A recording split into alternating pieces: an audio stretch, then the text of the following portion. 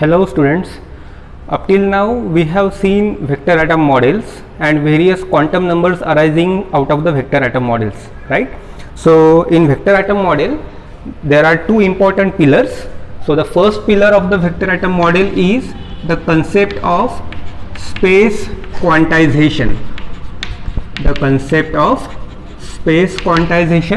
and the second important pillar of this vector atom model is spin electron hypothesis.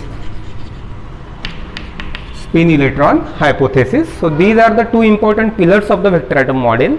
The concept of space quantization demands that every quantity in an atomic orbit is quantized not only in terms of the magnitude, but also it is quantized in terms of the direction also.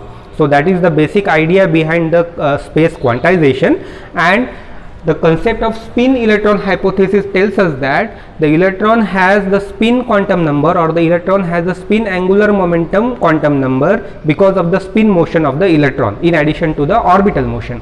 So when we consider these two important concepts, then earlier, actually before the vector atom model, what were the quantum numbers required to state the complete state of the electron? So we required the principal quantum number denoted by n, and there used to be the orbital quantum number.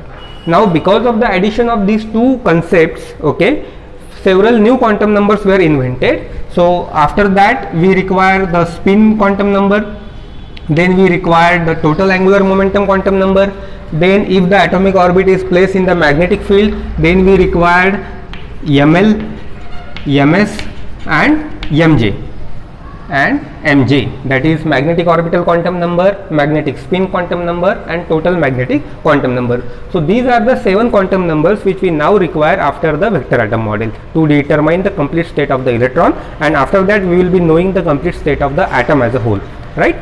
Again there will be the interactions between all these vectors, and there will be some resultant vectors also. That also we have to consider. We have to consider the coupling schemes, then we have to apply the selection rules, and then only we can explain the spectra of any atomic phenomena comfortably, right? Now the first experimental proof to this vector atom model was given by two scientists, Stern and Gerlach. So they performed one particular experiment, and that the results of that particular experiment was considered as the first experimental proof to the vector atom model. Okay, so up till now whatever we have studied, that was about the theoretical part. Now we have to see the experimental part, that is who gave the confirmation test to who gave the confirmation about this vector atom model, right?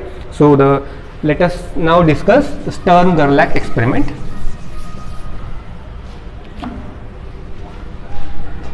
So let us start Stern-Gerlach experiment. In this particular Stern-Gerlach experiment, a neutral beam of the silver atoms was allowed to pass through inhomogeneous magnetic field, and traces were obtained on the photographic plate. So we shall first discuss what are the experimental setup of this Stern-Gerlach experiment, and then we see the theoretical part, right? So let us first discuss the experimental setup. So in this particular Stern-Gerlach experiment, neutral beam of silver atoms were used, and in order to obtain this neutral beam of silver atoms, these silver atomic species was kept in a cavity, and that cavity was kept in a oven. So this is oven O. This is a oven, okay, in which neutral silver atoms are kept, and when this oven is heated, right, then this particular cavity will emit the beam of neutral silver atoms in the forward direction. So initially it may go in any random direction. So in order to obtain a single direction, we have to arrange the slits. So suppose that this is slit S1, and we will use another slit S2. So after passing through these slits S1 and S2, we get the narrow beam of neutral silver atoms. Now after passing through the slit S1 and S2, this narrow beam of silver atom was allowed to pass through inhomogeneous magnetic field. So we have to arrange now the inhomogeneous magnetic field. So these are the magnetic pole pieces.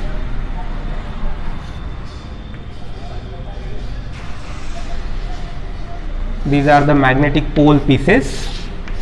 This is the north pole and this is the south pole.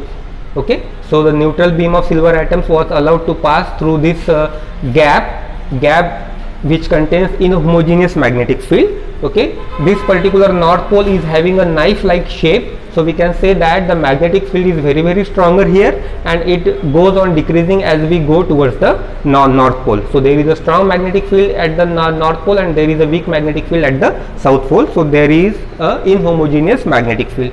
Now after passing through this inhomogeneous magnetic field, this beam was allowed to fall on the photographic plate.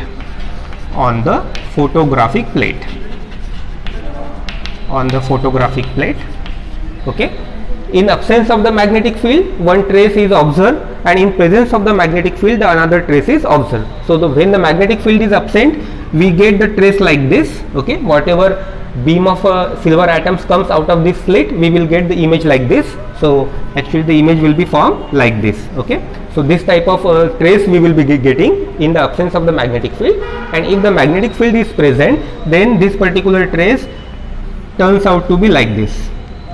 Okay, so now the question is, why we get the traces of the beam like this?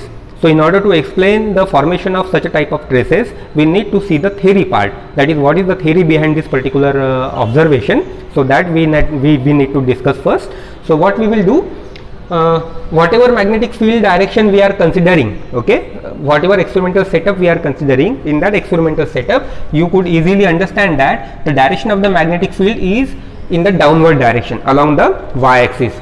Okay, because in the upward direction we had a north pole and in the downward direction we had a south pole, and there is an inhomogeneous magnetic field that is acting along this particular direction. So this will be the y direction. Okay, so we can say that the magnetic field exists in this particular place in the y direction, and you can easily understand that our beam of neutral silver atoms are going in the x direction, right? Now when this neutral silver atoms, atom beam is going through the magnetic field, what will happen? Actually every silver atom can be considered to be equivalent to a atomic magnet. Why? Because every silver atom will be consisting of several electrons in the outermost orbit. Okay, and every electron in the outermost orbit will behave like a electrical circuital current, right? And that will be equivalent to again a magnetic moment, so it will generate a magnetic field, right? So every silver atom will generate some magnetic field. Now whenever this magnetic field or whenever this atomic magnet of silver atoms comes in contact with the external magnetic field, they will interact with the external magnetic field. So what will happen actually? There will be the magnetic field in the y direction, suppose, okay, and every silver atom is equivalent to atomic magnet, so there will be some magnetic field moment in one particular direction. Now initially they will be oriented in a random direction. But once they entered into the magnetic field, they will try to align itself into the direction of the magnetic field. So that particular theory we have to apply, or that particular concept we have to apply here. Okay, so how we will start now? So we know that there is a magnetic field in the y direction, suppose, okay, and let us consider one of the atomic magnet, okay, one of the atomic magnet of the silver atom. So let us represent this atomic magnet like this. Suppose this is the atomic magnet. So this is the external applied field. So there is a north pole and there is a south pole. Now this atomic magnet, let us consider that this is the north pole of this atomic magnet and this is the south pole of this atomic magnet. Now when this atomic magnet comes in the presence of external magnetic field, what will happen? It will try to align itself into the direction of magnetic field. So what will happen?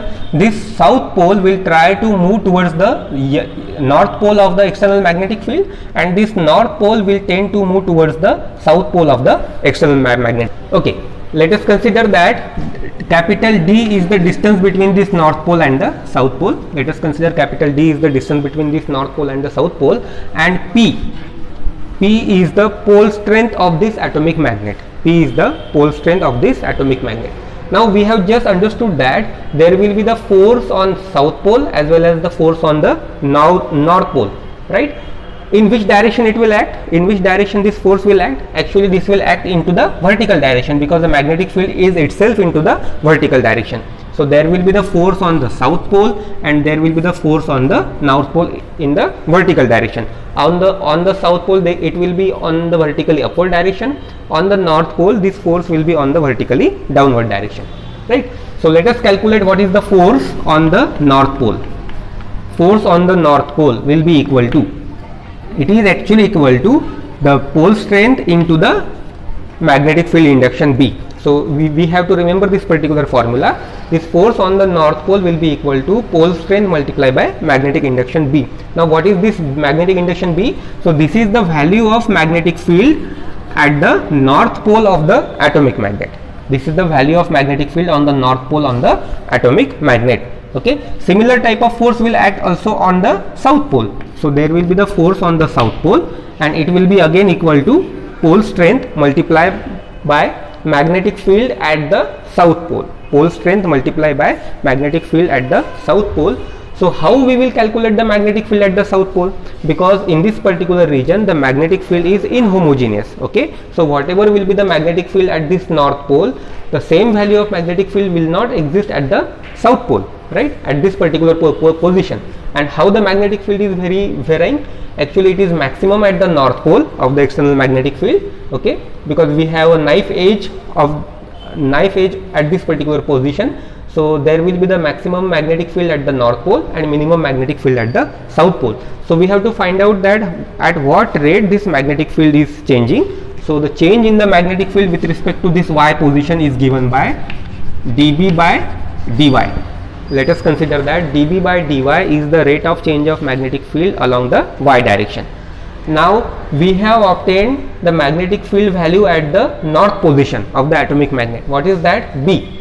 So we can easily understand that as we are going in the upward direction, the value of magnetic field must increase. So at the south pole the value of magnetic field must be larger than the value of this B, right?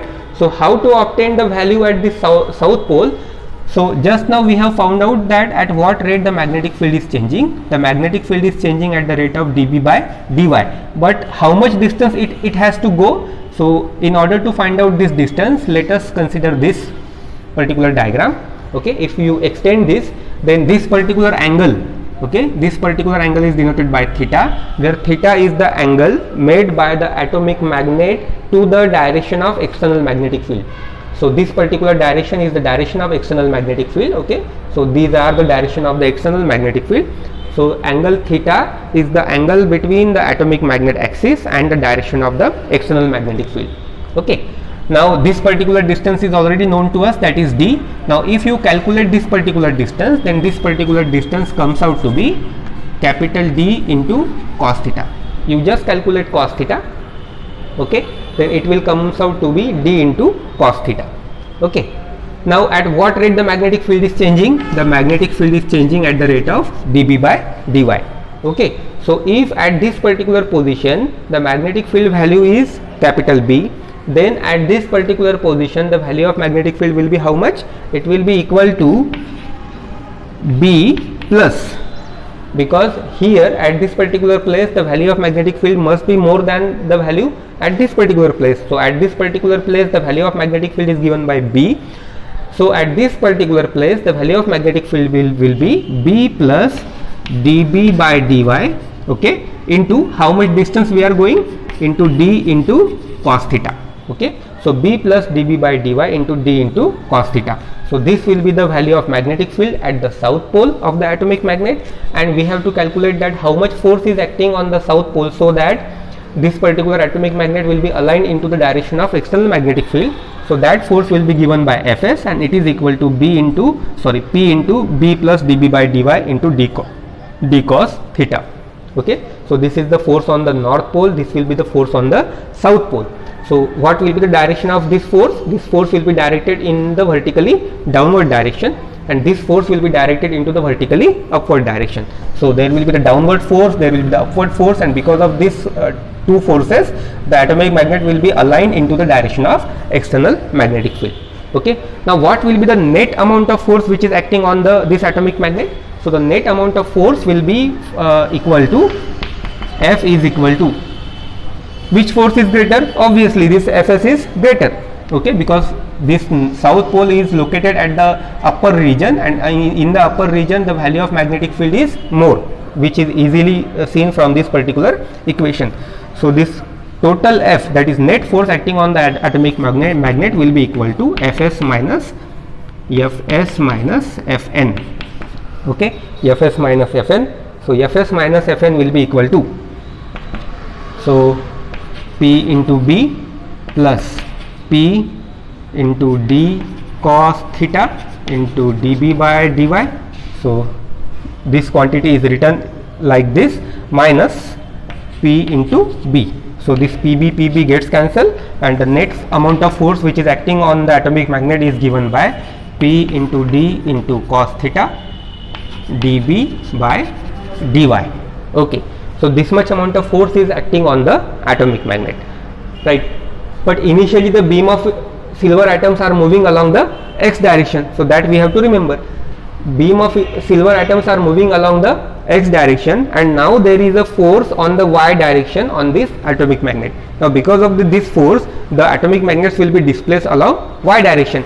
So in order to find out that particular displacement, what formula we should use? So we should use the Newtonian mechanics, and according to Newtonian mechanics, this displacement along y direction will be given by ut plus half at square. Okay, what is u? U is the initial velocity of the silver atoms, and a is the actually acceleration along the y direction. Because we are considering the displacement of the silver atoms along y direction, u will be called as the initial velocity of the silver atoms along y direction, which is equal to 0, because initially the silver atoms are moving only along the x direction, so there is no y component of the silver atoms along y direction, right? So its initial velocity along y direction will be 0, and whatever acceleration we are discussing now, this acceleration will be along y direction, right? So this formula reduces to y is equal to half at square. Now y is equal to half. A means what? It is nothing but force divided by mass. So A is equal to F divided by m into t square. Now how to obtain t? So whatever diagram we had considered earlier, so we had a oven, and these are the silver atoms, and these silver atoms were allowed to pass through the magnetic field, north pole, south pole, but this is an inhomogeneous magnetic field. Let us consider that the length of this magnetic field is given by capital L. Length of this magnetic field is given by capital L, and initially these silver atoms move only along x direction, so there will be the velocity component along x direction, and that velocity along x direction is suppose given by small v, okay, and the time for which silver atoms remains in the magnetic field, okay, the time for which this silver atom remains in the magnetic field, this time is given by t, for example. Okay, so what is the value of t?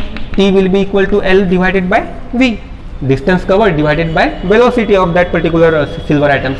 So t will be equal to L divided by v, and we need to obtain t square. So we will just put this value, the value of t and the value of f, just we have obtained. So 1 by 2, f means what? P into d into cos theta dB by dy divided by m. We will use capital M over here, divided by m. This is the mass of the silver atoms, and into t square. T square means what? It is L square divided by v square. Okay, L square divided by v square. So this is the value of the displacement along y direction because of the presence of external magnetic field. Now v is the velocity of the silver atoms along x direction. Okay, now according to the statistical mechanics, okay, this most probable velocity is given by the formula v equal to under root of 2 kt divided by m. So this particular identity we have to use, okay, and our formula now becomes y is equal to 1 by 2 p into d into cos theta divided by m, this dB by dy into L square divided by v square. V square is 2 kt divided by m, so it will go into the numerator. So this m will get cancelled now, this m will get cancelled, and our final formula becomes y is equal to 1 by 4 p into d into cos theta dB by dy and L square divided by kt. Okay, so this is the formula for the displacement along y direction. Now what we can do more? Okay, so we have this particular term P into D. So P is the pole strength, D is the distance between the north pole and the south pole of the atomic magnet, or the length of the atomic magnet as such. Okay, this P into D can be written in terms of mu j. P into D can be equal to mu times mu j. Okay, what is this mu j? This is the total magnetic moment of the silver atoms, total magnetic moment of the silver atoms, or magnetic moment of the silver atom. Okay, so this particular formula now changes to y is equal to 1 by 4 this mu j into cos theta, mu j into cos theta, dB by dy into L square divided by kt, L square divided by kt. Now let us again see this particular diagram. Okay, this diagram of the atomic magnet. Now this is the atomic magnet, right? If this is the atomic magnet, there will be the magnetic moment along this direction, along the direction of the axis, and there will be again total angular momentum direction, So this we have already seen in the vector atom model. So this will be the direction of total angular momentum, and it is denoted by Pj. Okay, now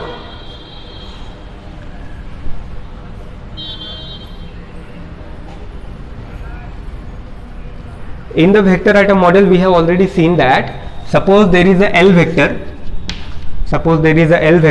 and if this L vector is placed in the magnetic field, then this L vector cannot take all orientations. Okay, this L vector cannot take all orientations, only certain specific orientations are allowed, and we can say that if certain specific orientations are allowed, it means that the projection of this vector L in the direction of magnetic field is also quantized. So the projection of L along the field direction is quantized, and this particular quantization will be indicated by a new quantum number, and this new quantum number will be denoted by ML, that is magnetic orbital quantum number, and the magnitude of this projection, the length of this projection will be ML into h cross, Similarly, if there is a J vector, that is total angular momentum vector, then if J vector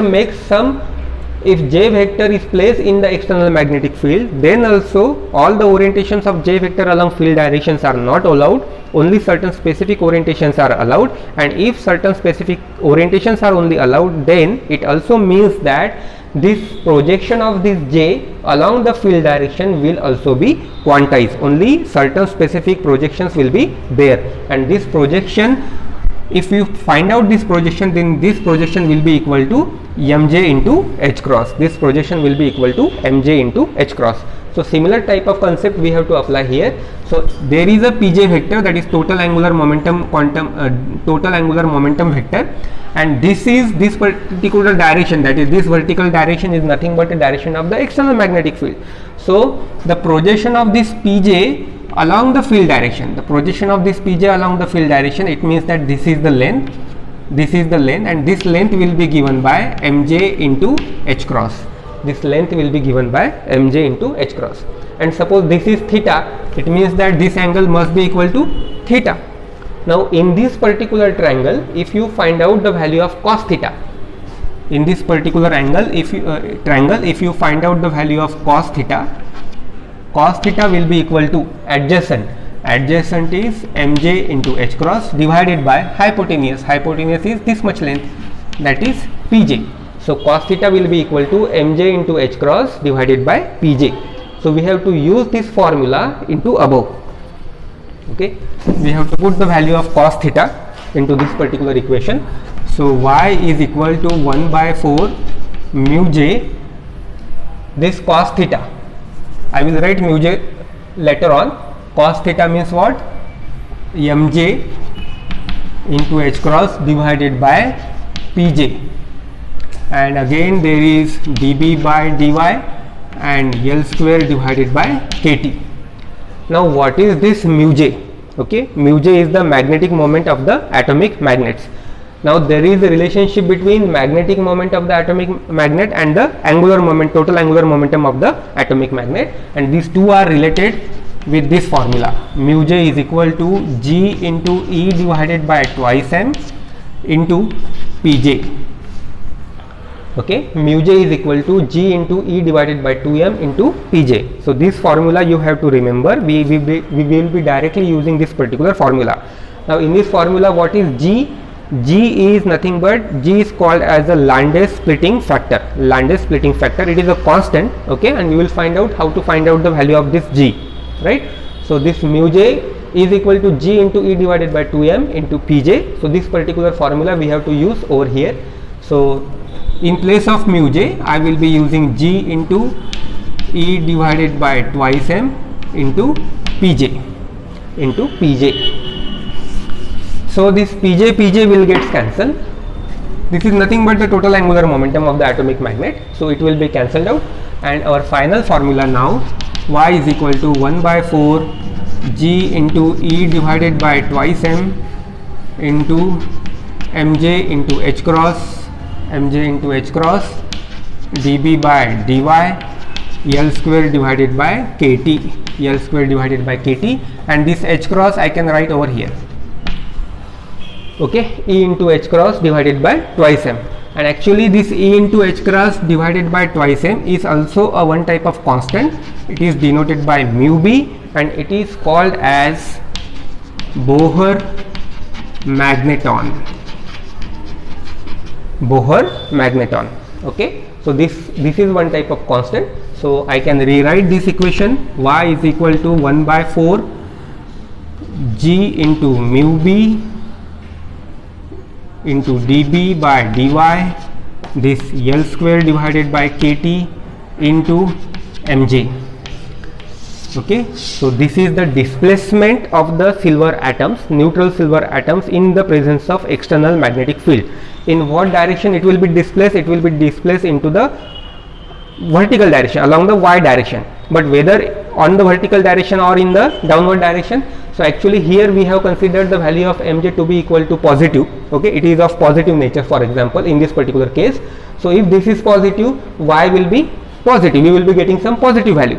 Okay, but if you see this particular diagram, then what we have considered? We had considered that the maximum magnetic field exists in the above direction, in this direction, in this particular place, and the minimum magnetic field exists in this particular place. Okay, so there is a gradual change in the magnetic field from upward direction to the downward direction.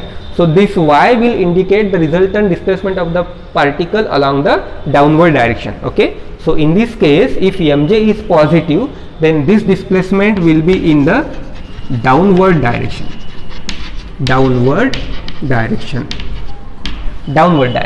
Okay, now if mj is negative, then what will happen? This complete bracket will be turned into the negative. So y will be of negative nature. It means that, what is the physical significance of that? It means that the displacement of the silver atoms will be along upward direction. Okay, displacement will be along upward direction. So if mj is positive, displacement will be along downward direction, and if mj is negative, displacement will be along upward direction. Now why I have considered positive value and negative value of mj? Because how much value of mj will be allowed? Mj can take, we had already discussed in the vector atom model, this mj can take 2j plus 1 values. Mj can take 2j plus 1 value from minus j to plus j, Now in order to obtain the allowed values for mj, we need to first find out what is the allowed value of j first. Okay, then in order to find out the allowed value of j, we need to first find out what is the allowed value of L and S vector, right? So in order to find that, let us consider the atomic configuration of these silver atoms. Okay, so silver atom has an atomic number, that is Z equal to 47. Now how these 47 electrons will be distributed in the different orbitals? So the atomic configuration of this silver atom Ag will be represented by 1s2, 2s2, 2p6, 3s2, 3p6, 3d10, 4s2, 4p6, 4d10 and 5s1, 5s. So this is the electronic configuration of the silver atoms. You can easily understand that only the last orbital, that is s orbital, is having unpaired electrons. Remaining all the orbitals are completely filled with the electrons, and those orbitals will not take part in any of this particular phenomena. Okay, because that particular orbits will be having half number of electrons will be having spin up, and remaining half of the electrons will be having spin down. So the net effect will be zero. They will not take part in any of the magnetic phenomena. Okay, so we have to consider only this particular electron which exists in the last orbital. Okay, s orbital actually. So for this s orbital, what is the value of L?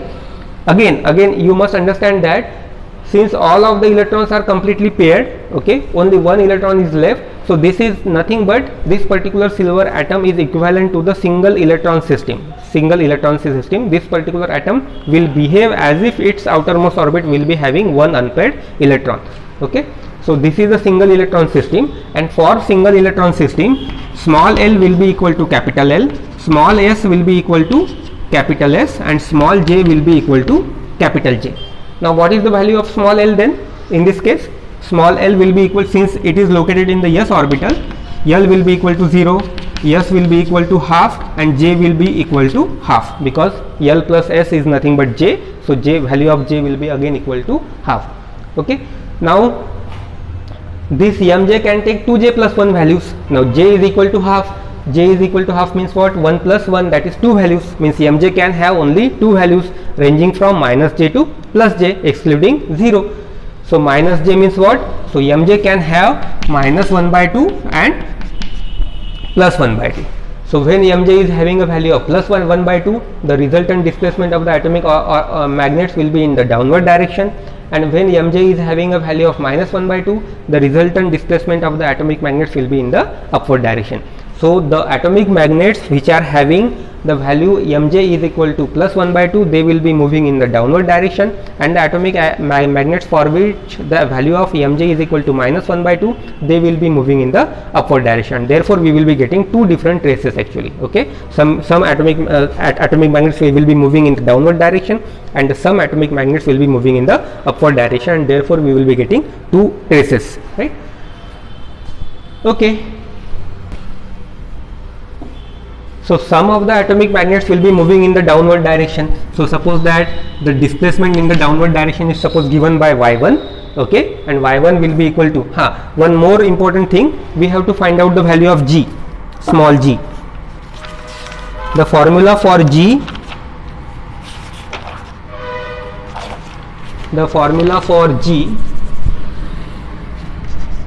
is equal to 1 plus j into j plus 1 plus s into s plus 1 minus L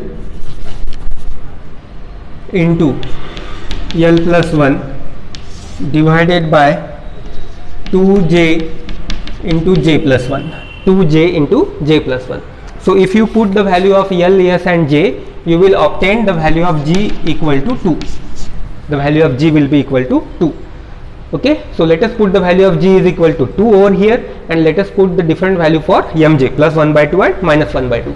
So when mj is equal to plus 1 by 2, some of the atomic magnets will be moving in the downward direction. So that displacement is suppose denoted by y1. Okay, so y1 will be equal to, see, 1 by 4, value of g is equal to 2, then mu b, then dB by dy, then L square over kt, and mj is equal to plus 1 by 2. So 1 by 2, this 2 gets cancelled. So y1 is equal to 1 by 4 mu b dB by dy and L square over kt. Okay, and if mj is equal to minus 1 by 2, we will be obtaining the displacement y2 which is along upward direction, and it is equal to 1 by 4 mu b dB by dy L square divided by kt. Actually it is minus, but we are only considering the magnitude of that displacement, so it will be denoted by plus sign only. So what will be the resultant of these two? Okay, I am getting the trace like this. Okay, the some of the atomic magnets are moving in the upward direction and some of the atomic magnets are moving in the downward direction. This is the central position, for example.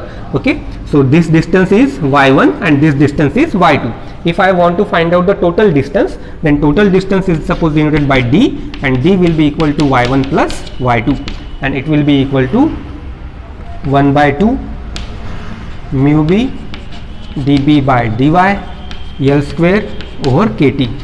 D will be equal to, D will be given by this particular formula. Now in this particular formula, this small d, that is the distance between these two traces, can be experimentally measured. It can be experimentally measured. So we will measure this experimentally. Okay, this L square, this L, kt, these are experimental constants. Okay, once we do the experiment, we can easily obtain the values of this. dB by dy is also experimental constant, because we need to find out what amount of magnetic field or how the magnetic field is changing experimentally. Okay, so that again, that value we can retrieve experimentally. So after putting all these values from this particular equation, the value of mu b, which is Bohr magneton, this value is calculated. Okay, this value is calculated. So this is one thing, means we perform experiment, we just determine the value of small d and all other things are constant, and from this constant we can evaluate the value of mu b from this particular experiment. Okay, and this value of mu b can also be evaluated theoretically, because theoretical value of mu b can be easily calculated from mu b equal to E h cross divided by 2m. Mu b equal to E h cross divided by 2m. So just putting the value of all constants, you can easily calculate what is the theoretical value of mu b. Now if you compare this theoretical value with the experimentally obtained value, you find that there is very close agreement between these two values. So this confirms that the whatever assumptions made by the vector atom model, whatever postulates made by the vector atom model, these all assumptions, postulates, these are correct. Okay, because the splitting of these traces depends on the value of mj. mj is nothing but total magnetic quantum number, and this total magnetic quantum number is the output of the vector atom model itself. Okay, it is happening because there is a space quantization and there is a electron spin motion. Okay, because of that only we are getting these quantum numbers, and when we put the value of these quantum numbers, we get the proper explanation of these observed traces. Okay, so this is the direct experimental proof of the vector atom model, which is performed by Stern and Gerlach. Okay, so this is all about the vector atom model, right? So from the next lecture we will start the another topic of this unit, that is the X-rays. Thank you.